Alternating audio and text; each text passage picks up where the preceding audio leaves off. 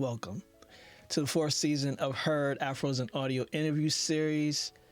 Today, my guest is Keisha TK Dutes. How you doing today?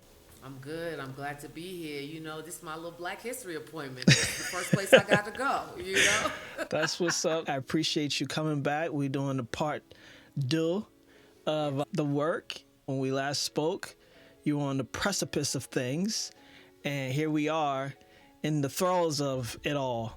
And I want to definitely get into that and continue to celebrate you and the work that you are continuing to do in the world of audio, podcasting. So I appreciate you once again for sharing space with me. And I look forward to today's conversation because it evolves year after year, doesn't it? Yeah, it does, man. I'm happy to be here. So I'm ready for whatever you got for me. Let's go. All right, boom. So for people meeting you for the first time, introduce yourself. Who are you and what do you do in audio? Yeah, my name is Keisha TK Dutes, and I'm a longtime audio veteran from terrestrial to online streaming to podcasting. And in podcasting, I've worn every hat: producing, executive producing. You know what I'm saying? You need something cut, I cut it. You need me to hold the mic, I do it. There's no job too big or too small for me. But right now, I audio identify as a podcaster because I host a show called The Secret Life of TK. Word up, word up. And the last time we talked, The Secret Life of TK Dutes was still in progress. Now it's out. Before we get into details, how does it feel to have it live and moving through people's ears at this point? Yo, it feels good. It feels a little scary, not gonna lie, because you know you have to like let go of the thing. It exists now in the world, and how you make it and how people receive it is not up to me. And I think that's the scariest part because like I have all my intentions, right? I want you to receive it well. I want you to understand what I'm saying. It's very vulnerable, so like that kind of makes me feel, very nervous because, what if it's taken the wrong way, But I can only trust that I put out a good product and I can trust that people will receive it like the way I intended. So it's kind of scary. Of course, it's scary. If it wasn't a little scary, then what we doing, that means you didn't stretch far enough and you didn't put your whole self in it. Yeah. And always giving yourself over to the world is, you don't know whose hands it's getting into, whose minds it's going to, and how it is perceived.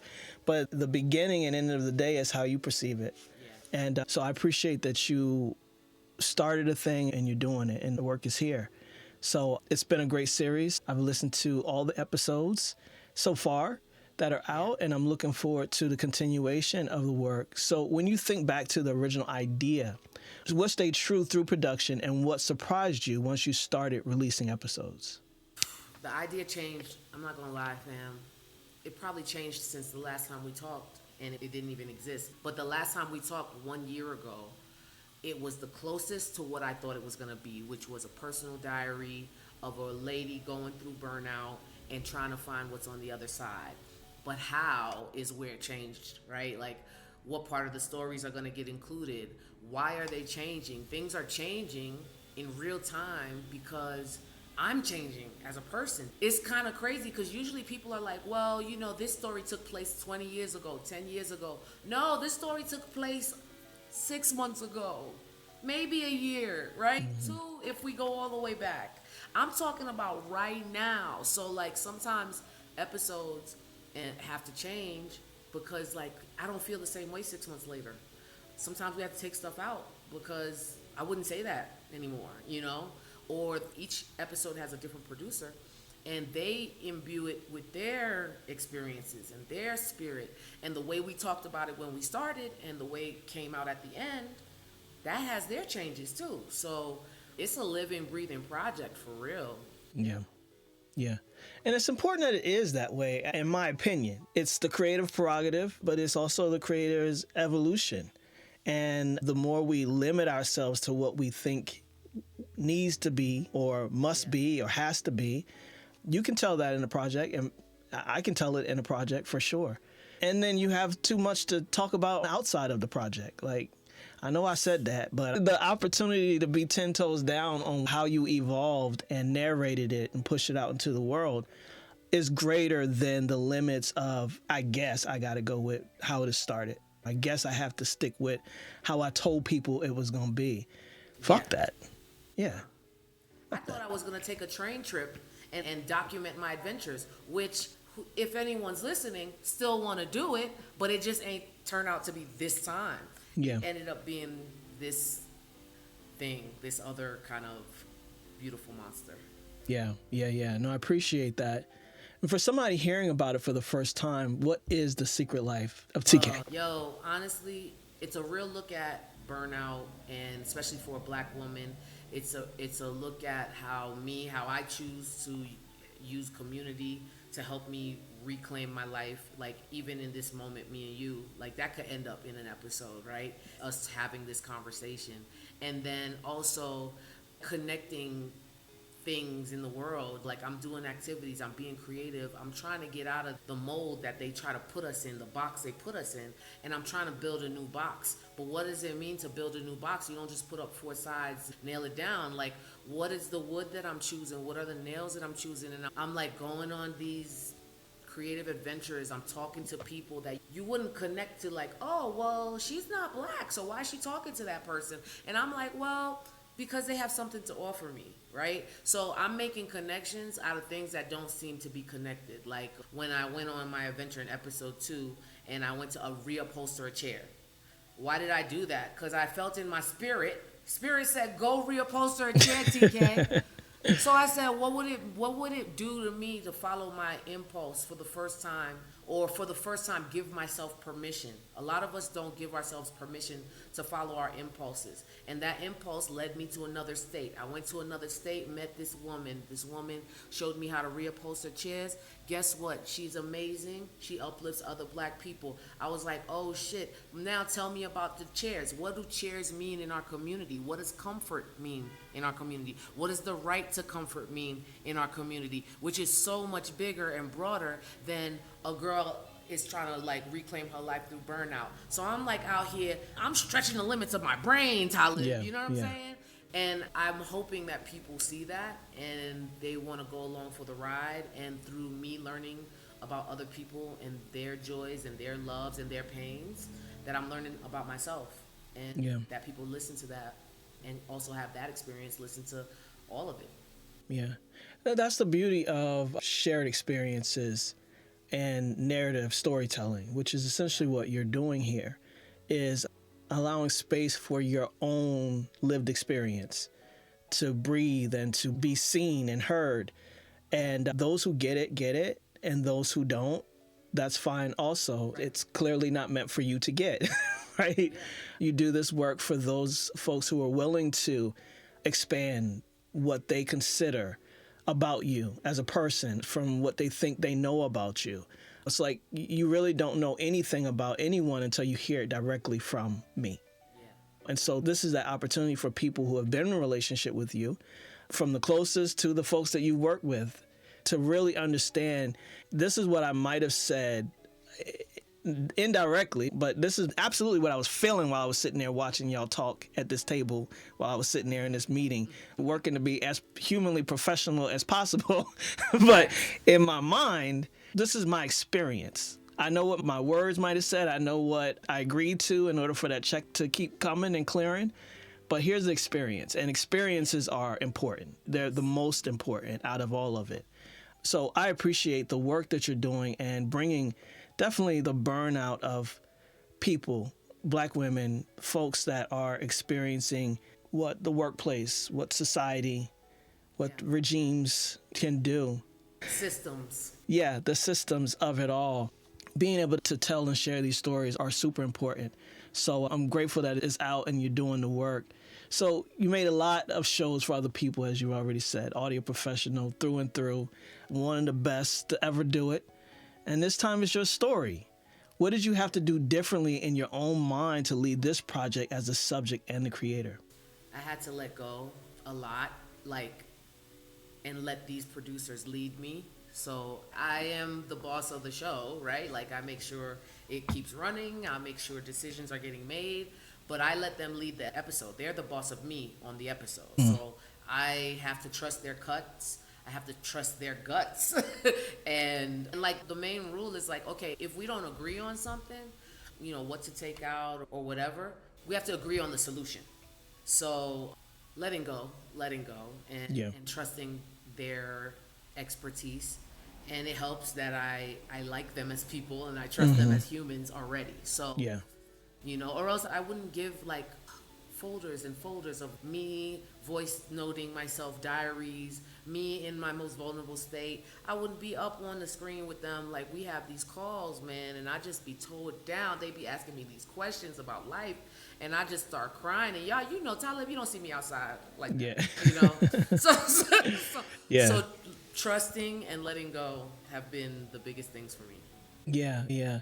No, that's dope. And I definitely received that from you. And I would also consider being able to trust all of the experiences you've had in this work also that allows you space to do the releasing, right? You've been doing this. You're very true to this as far as understanding what it takes to create a project, what it takes to hire people that you can actually trust and leave with it versus somebody that you're micromanaging. You've been on that side. Yeah. And so all of these experiences that you've had on the other side of the mic are experiences that you're bringing into allowing space for this to be created. All of it counts. All of it matters. It's a part of the alchemy of it all, Yeah. which is dope. Like, it's so wild that you say that because I'm pulling from stuff like 20 years ago. I'm pulling from experiences. I'm pulling from excursions. I'm pulling from jobs that I didn't think was going to come back up.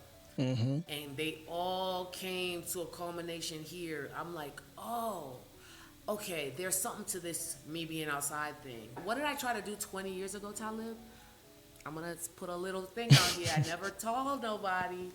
If y'all go on YouTube, there's 3 episodes of a thing called Taste of the Town. And that was Nice. That was me trying to be All right. outside, trying Yeah. to look at me. TK's outside having adventures, trying to live a different kind of life. That was 15, 20 years ago. This is coming back now. Yeah. In this, it boggles my mind, but it doesn't surprise me. It just like I needed someone like you to like trigger that thought. Like, Yeah. oh, did you know? And I'm like, I didn't, but now I do. Yeah, it's the personal journey. It's the alchemist, Paulo Coelho. It's the personal journey that we are living and existing, and we're in motion, and we don't even recognize why this experience happened, why this situation occurred, why you chose to say, yeah, I do that, or chose to say, yeah, nah, I'm gonna go over this way. And all of it counts towards the life, secret or otherwise. Yes. Yeah. Yeah. And I think I call it the secret life of because it's very heavily inner thoughts based, right? And I'm allowing them to come out to everyone for the first time, not just close friends, not just me talking to myself. I'm allowing my inner thoughts out. And I think that's also like very vulnerable because, when you say the thing, it's out. It's just out. Yeah. For sure. And the show isn't built like a typical host-driven format. How did you decide the pacing, the emotional arc, and what kind of listening experience you wanted people to have? Yeah. I mean, all that depends on the producer's discretion. So I think when we started this thing, we didn't know. Yeah. And then I was just like, man, what we do know and what we all have in common is how to make an episode of something.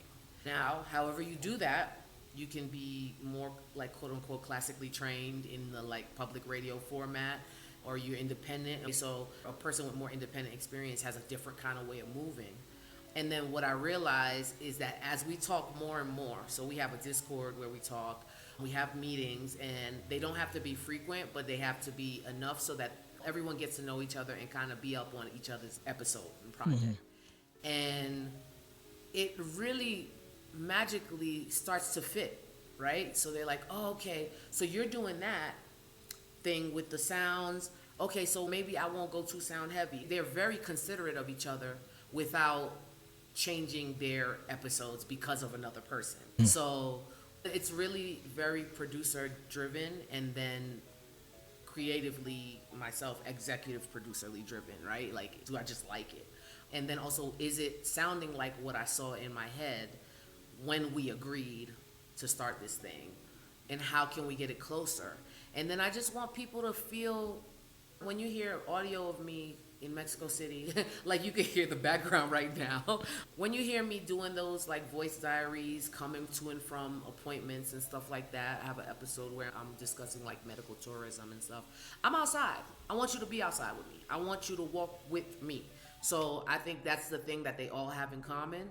They know that TK is looking for the listener to have as an immersive experience as she had in real life. Yeah, and that's important. And I love that you named that the vision is from a producer's kind of view and lens, because often it's from the creators, and often the creators are, this may be the first thing that they did create, right? And so they're coming very much from that perspective, and I'm just trying to get my voice out there. And they have a sense of what they want the listener to experience, but not completely. And so whatever the listener experiences is whatever they experience. And this makes it much more intentional around what each episode is going to create for the listener. Oh, she outside. I just heard the bus whoosh by her. I'm glad she's still with us, especially being in New York and all of these aspects and all of your other travels. I know that is the evolution of podcasting as well, and wanting this to start to have much more of an innovative feel, much more of an immersive feeling, and it's going to take creators with that extra experience to say, how about we turn this on its head? And instead of it being contained in a studio and in the four walls with sound absorption, what does it look like to have all of that? It's studio work, it's outside work, it's live and in-person work, and all of that. It's so important, and you've been bringing the stories out and having the conversations at Resonate Podcast Festival, and I know you'll be going on air in March. So how does that feel, like bringing it from recording and publishing to bringing it on stage? Interesting, because also these conferences that you just named are all like professional conferences, right? And now I'm saying the thing. Not only am I saying the thing, I'm saying it to your face, right? And when they say I could do bad all by myself, I'm also saying that, right? Yeah. And to be invited. Or good all by myself. I could do good all by myself. Right. Thank you for checking me on that. It's interesting because there's always an element of, yes, I'm invited, but I can't truly tell if you got it. Did you get it? Because I said it. Yeah. You know, and so I find these professional spaces, while I want to be there and I need to be there, and a presence like myself and anybody else that shows up on this interview series that is also at the functions, we need to be there. But there's always an element that kind of haunts us. Do you get it, though? Do you get it? As a Black creator, when we're sharing ourselves, I never know why people are bringing me on. You know what I'm saying? Is it the cachet of Blackness? Is it the cachet of Black cool? Is it because you need a woman in the building? Is it you need a queer woman in the building? What you need? Did you really want to hear the message? Because I'm not changing it because you invited me. Yeah. So it's my job and anyone else here to show up as our 100% authentic selves and say the thing. Mm-hmm. Do they get it? I don't know. Yeah. It's not for entertainment purposes only. Yeah. And whether they get it or not, as you mentioned, it's been said. So here I am putting you on notice. And not only notice, I think the one advantage, and there are only a few of social media and those type of platforms, is that people are more aware that they will be put on notice than ever before. And that gets the people moving in different ways. So it's important that the word is out, the message is out, the call outs are there, even if you're not naming names and businesses and people. There's an overarching experience that most of us have had inside of corporate, inside of organizations, professional and community, that things get to change. And not only am I one of the catalysts for the change because I'm speaking on it, you will be too because I'm speaking on you as well. They get it, they don't get it. You said it. It's there, it's on the record. And so many times have I seen our colleagues put ourselves on the line to be very clear and intentional, to purposefully make sure we're not angry. We're not saying it like that. We're like we are coming to you with facts and whatever. And for it to be 6 months later swept under the rug, right? So to record it to have it there, to put it out, and to me be in control of it, it's an awareness tool. Now you can't say nobody never said it. Could just go and click that thing, or someone can point to the thing. Absolutely. And in our hope that podcasting and audio remains viable for the duration, that it evolves to the benefit of the content creator and or the freelancer, the ones that are putting in the work. This is history. We hope to see that there is a positive evolution from the history of this industry, just like society. We hope that we're having stories that have evolved, not stayed the same 10 years later. And the only way you know that is if you have a history to go back to.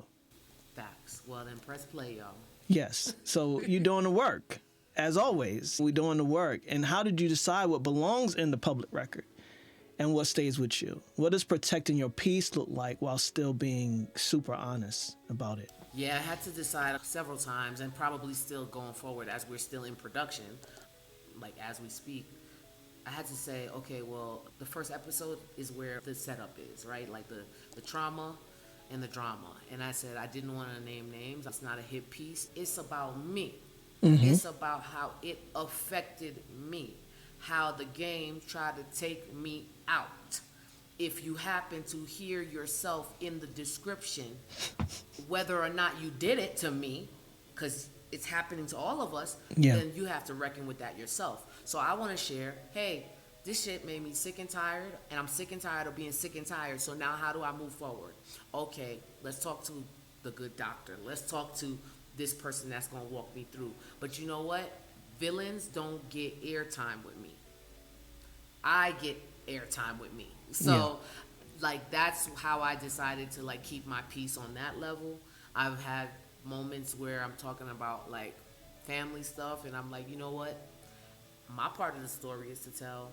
Their part of the story is not for me to tell. That's how I'm keeping my peace on that. You know what I'm saying? Yeah. Every time I have that problem, I go inside of myself. How is it affecting me? It ain't for me to tell nobody else's side or story or whatever. If it made me sick, if it made me upset, if it made me happy, that's what I can speak on. So that's kind of like the boundary I have.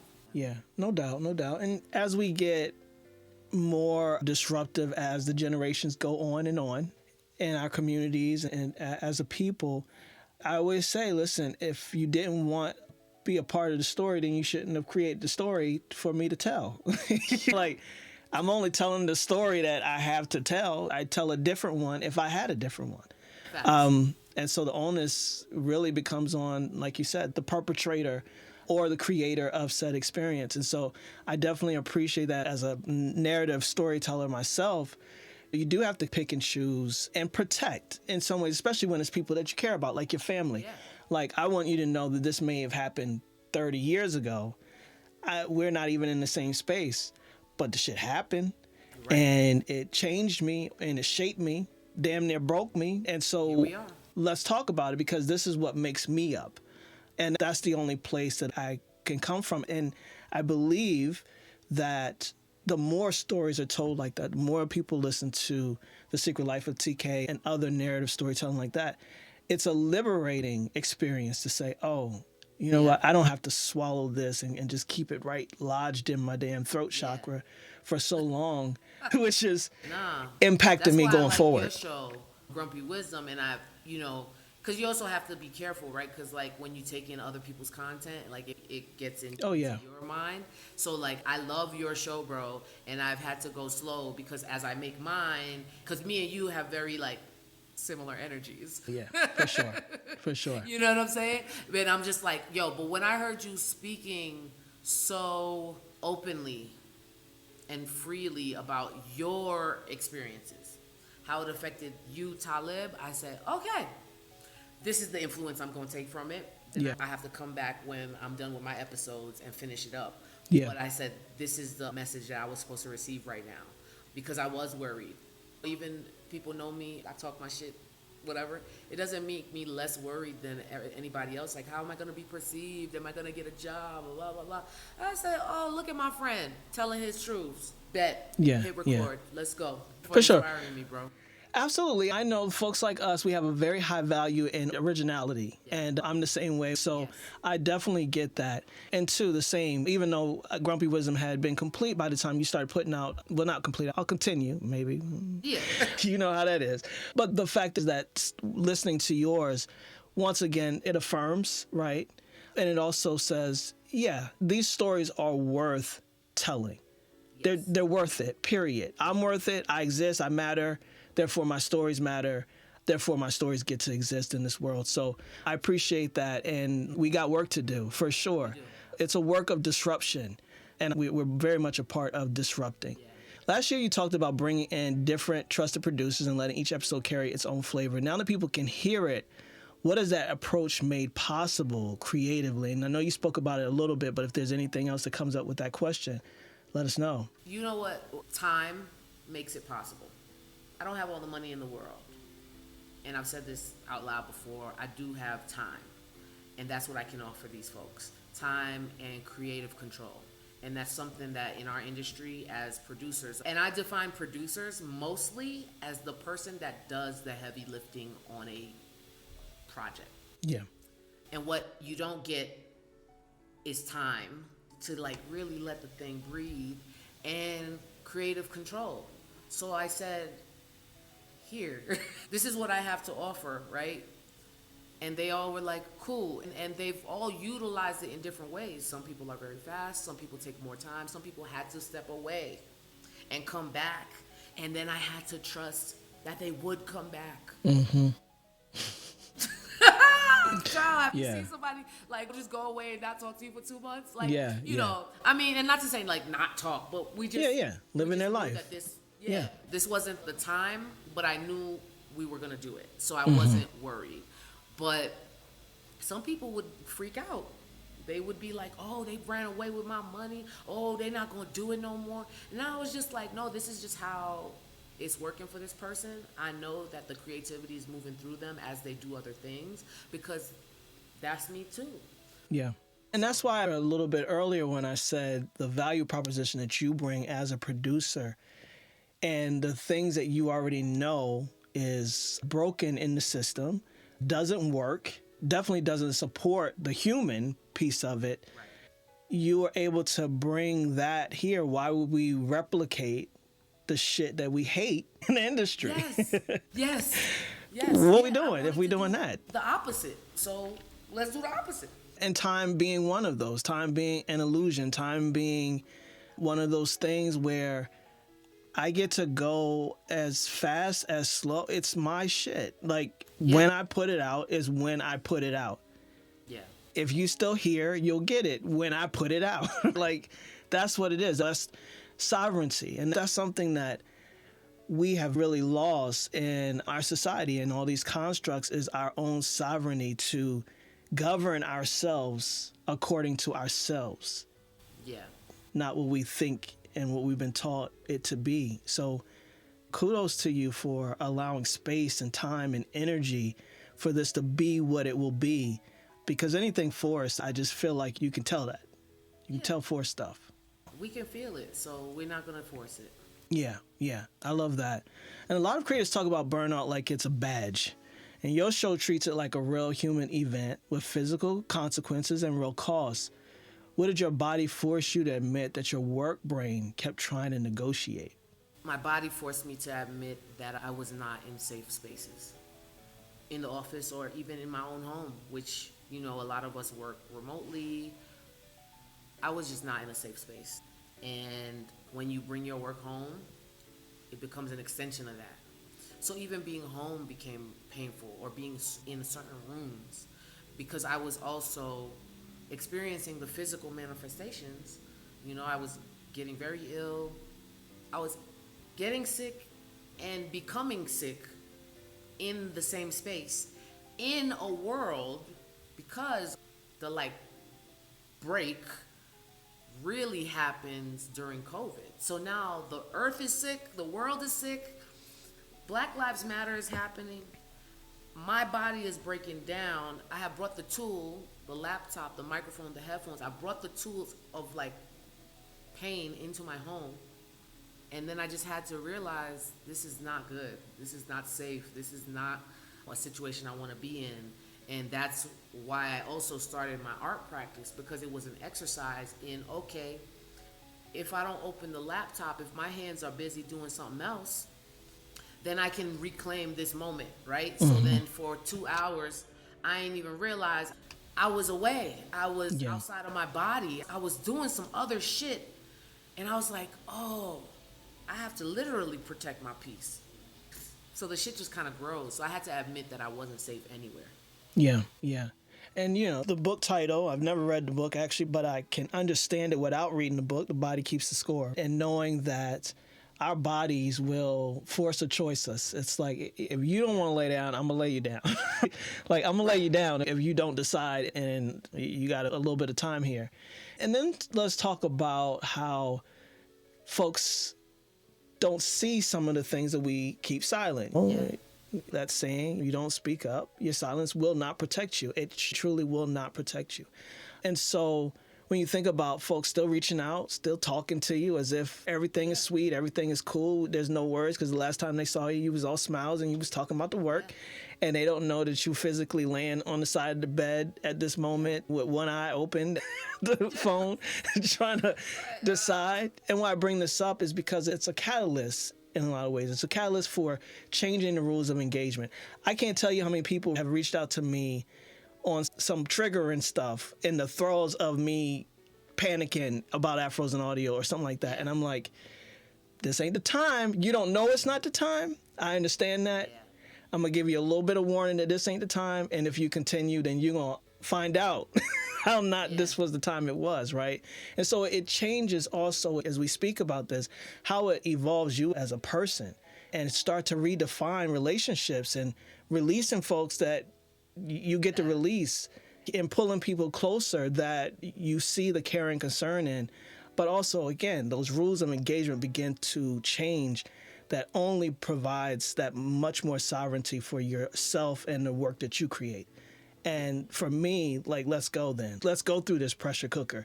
Because if on the other side of it, I'm better, my mind and my mental and my emotional has changed and shifted for me in a better way, let's do it. I'll take it. I think sharing, like how we're sharing in our shows on this episode and in life, like, we don't have to always be in the pressure cooker, or we're in it, but someone has to know we're in it, right? Yeah. And what I didn't realize was happening when I was fully in the throes of it was how I couldn't keep it in. After a while, it was seeping out. It was leaking into my social media. It was leaking. No matter how much I tried to keep it together. And I would know this because people that I didn't even realize was looking at my stuff was messaging me. And they was like, TK, you good? Or TK, can I pass by your crib?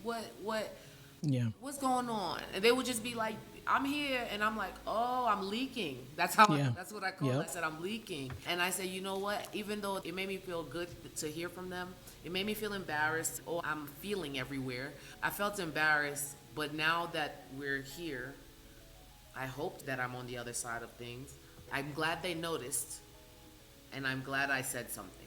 Yeah, yeah. Because I don't want to be the person that's like, oh, we didn't know. No, you knew. Yeah, for sure. And the importance of knowing and expressing, it supports. It really does. So I'm glad that you're on this side of the work, and I feel like we also share this value. I prefer things in front of me than back there coming, chasing me down at my ankles. I like to see that there has been some progression of the work of self and all that. So that's a good thing. You said great work takes time or money. And now that you've done it in public, what do you want indie creators to understand about what it actually takes to finish a show that has some sort of depth to it? It really does go back to time. It really does. And when you said time and money, it does go to money even when we don't have it. Even when we don't have it, I want to implore people, independent creators, to be open about that, honest about that, and find a way, be reciprocal, whether or not you have it. In my culture, I'm Haitian, we call it making a gesture, faire geste, right? So when someone comes to your house and you ain't know they was coming, and you want to feed them, right? I don't have nothing. What do I have? Oh, I have a roll of cookies. Well, I'm going to put the cookies on the plate. My fez, yes, I'm making a gesture, right? I don't have nothing else to give you, but I'm going to give you these last 3 cookies on this little plate. Yeah. My fez, Yeah. yes. You know, Yes. people, I think we show up and we want to make these collaborations, but we're not ready to make a gesture to show, I respect you. I respect your talent, your time, and your energy. So how are we going to do that? So I try to model that, in the amount that I can pay each person, which is modest to me, and then what I can give them is to keep saying their name at the function, to invite them to the things. Oh, I have an extra ticket, one of y'all come with me, right? You know, like I'm not gonna pick a random +1. One of the producers is gonna be my +1, or I'm gonna introduce you to this person because I know the caliber of your work, so I'm not worried about introductions. So it doesn't hurt me nothing to make this gesture. It behooves me. Yeah. We should be surrounding ourselves with people that are better than us or better at that action than us, so that we can uplift them so that they can grow. So Yeah. I'm always trying to make gestures of respect no matter what I have or don't have. And I think if we do that, we can like have a creative cycle. For sure. Pour into each other. Yeah. We've lost the art of reciprocity, which is a commodity, really, within our society, our communities, our friendships, whatever it is. Reciprocity goes a long way. And so too is defying the laws of capitalism. And we have been taught a certain way. And us as a people, diasporic, there's a lot of resourcefulness that we've always had to draw on when we are looking and endeavoring to do things where the capital isn't necessarily immediately available. And that's not across the board. That's not all of us. It's some of us. And then what? Like you said, then what? So if we're defying the laws of capitalism as defined by a capitalistic society, then what do I have? What do I have to provide and create? And I'm not going to try to say the Haitian word for it because I have American mouth and I fall just short of saying tacos when I'm talking. But yes, the gesture is important. So I love that and appreciate that about you. I know that to be true, and anyone who knows you in any capacity, whether they know you well or they know you surfacely, they can attest to that for sure. So thank you for that. And you've been clear about being visible versus being valued. And that's a word. We're going to explore that a little bit. Now that you release something this personal, what do you want the industry to learn from the existence of this show? I want them to learn that, you got me. You got me, bro. It's the visible versus valuable thing. I think the non-binary industry thinks that, oh, well, they worked here and they worked there. They must not have no problems or whatever. And I'm like, that's not how none of this works. Just because it's a name brand doesn't make it a great brand. And I think that's what I want folks to take from this is that, like, we are suffering under incredible systemic difficulties in the podcast industry. That's the small umbrella. The big umbrella, the media industry. The bigger umbrella, the world. And that's all trickling down. And just because it hasn't gotten to your corner of the trickle down, it hasn't rained on you yet, doesn't mean it's not going to rain on you. Yeah. And black people, black women are often the first people to get rained on. For sure. And those are not just words. We really have to start, and you're doing this work and telling the stories. I need folks to understand, and not necessarily I could care less about other folks' lenses or gaze. But when we say underserved, it's not a word, it's an experience that someone is having. When we say underrepresented, it's not just a word, it's an experience. When we say undervalued, it's an experience, right? That someone is having and someone is perpetrating, knowingly or unknowingly, consciously or consciously. And we have to name the things in order to affect change, period. Without naming it, everything is cool. Everything is sweet. There's no problem. You had the best time at this company because you never said you didn't. Right. I'm like, well, here we are. Yes. And I'm not saying anything that hasn't been said first, that hasn't been said by my peers, by the peers before us, whether loud or soft. I'm not saying anything new. Yeah. It's just my experience of being undervalued, underrepresented, under gave a fuck for. Like, Yeah. Yeah, for sure. And so when someone finishes an episode of The Secret Life of TK and sits in their own quiet, what do you hope they give themselves permission to do next? give yourself permission to change your mind. To say, I don't want to do this anymore and do something else. To say, you know what? I took a break, I'm coming back. And I'm going to do it differently. I really thought / maybe still think this might be the way I say goodbye to the industry. But also, there's a part of me that's still trying to be in it. So I'm allowing myself the flexibility to change my mind or let my mind be changed by, hopefully, structures and systems. So allow yourself that flexibility. I want someone to hear that and be like, you don't have to be stuck anywhere, and you can also decide to chase certain things, like certain parts of it, and leave other parts. If I stay in it, I know what I want to chase now, and if I leave, I know exactly why I left. Yeah. Yeah. It's the opportunity of redefining relationships, and even that's not only external, it's redefining the relationship with self. We have the saying, change your mind, change the situation. And in my mind, it's change your mind and your situation will inevitably change because you are changed. You ain't gonna go for the same thing. The okie doke looks like the okie doke now. It don't look like something shiny. It actually looks like, that's the okie doke. I'm good off of that. Yeah, you change inside of it. And that's the part of evolution. That's the part of the work. That's you moving from supporting behind the scenes and you now saying, this is my story and here I am telling it. And anyone who watches that can clearly see that you are evolving in the space. And so there is no expectation that you will have a similar experience to what you talk about in episode 1. Facts. Right? Not even from yourself. Yeah. And what's one practice that has made your life more workable in the last year? Something you can keep doing even when work does get loud again. Not the same, but loud. Yeah.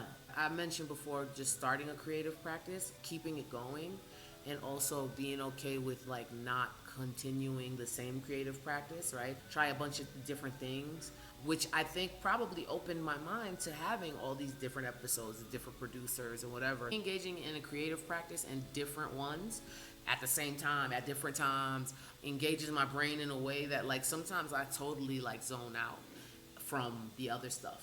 Or I'll be making something and then the idea for the audio piece will come to me and I'm just like, oh, I wouldn't have had that if I was just hunched over my computer. I really appreciate that because it is exploration, understanding your own process. It's one thing to do the work for others because you're deadline driven, you're results driven, expectation driven. Yeah. When it's yours, now it's time to explore. You're in the sandbox. You're trying to figure out what this looks like. But not only what it looks like, but how it feels. Yeah. And that's a game changer for even how the work is approached. Right. And you learn that about yourself. And those who are paying attention will start to adjust and adapt in the new ways of being that allows you to create and do the work that you want to do. So I definitely respect that. Helps me rest, like knowing the timing of my body. And that's another gift that COVID gave us. Like we learned, oh, wait, I don't have to be on a 9 to 5 schedule, but I just have to get the work done. Yeah. Say less, right? Because when it comes to you in the shower, you'll go write it down. And when it comes to you when you're making something, then I'll go write it down as long as the work gets done. But when I learned when to sleep for me and when to eat for me and when to be clear to other people, hey, I'm not going to be able to do that thing because I have to go to sleep at 11. Yeah. Absolutely, Or just, absolutely. I don't like going outside my house after a certain time. And now I tell people that. Yeah, for sure. I really appreciate this conversation and being in communion with you always. If there's anything that you want to leave folks with, please do. If you wanted to let any of us know the next episode, when it's coming out, you ain't got to know that or tell us. And definitely where folks can find you. online? Folks can find me on social media, mostly Instagram at Tasty Quiche. If you want to follow the work that I do as a producer at Philos PH, Philos Future Media. And I would implore folks, like when you listen to the show, listen all the way through, because at the end of every episode, we have a little chat with the producers, so you get to know them a little bit, and then we continue that chat over at the Patreon. And then we always put Easter eggs all the way at the end, so I love me an Easter egg. And because it's such an unconventional project and show, we are even treating the RSS feed differently, right? So yeah, you have the main episodes, but there are things in between that kind of give you more texture to this journey, more things that I wanted you to see that, okay, maybe it ain't make it to the big episode, but it don't mean I'm gonna hold it. Don't Yeah. let me hold it. Go ahead and listen and click, because those things in between are part of the story as well. Those bonuses, those side quests, those moments. That's what I would say. And we have some stuff coming up, like I'm talking about grief. I'm talking about care, and like how I've felt cared for, not cared for, and what does that look like in this body, and what are the expectations of a woman my age, my color, in my caste in the family, in my hierarchy. What does that even mean? What does care look like? And what does it look like outside of America? Because I'm going for medical care outside of America. So we got like medical tourism coming up. So we're blending a lot of different concepts to bring you these episodes. And I hope it works. And even if it doesn't, that part's an adventure too. Yeah, and it works. And I checked out the bonus episodes, the bridges, and it's an inspiration for sure. I'm definitely going to still like an artist. It's always great to have a conversation with you and amplifying the work that you do and the person that you are. Most importantly, I appreciate your time today. Thank you, brother.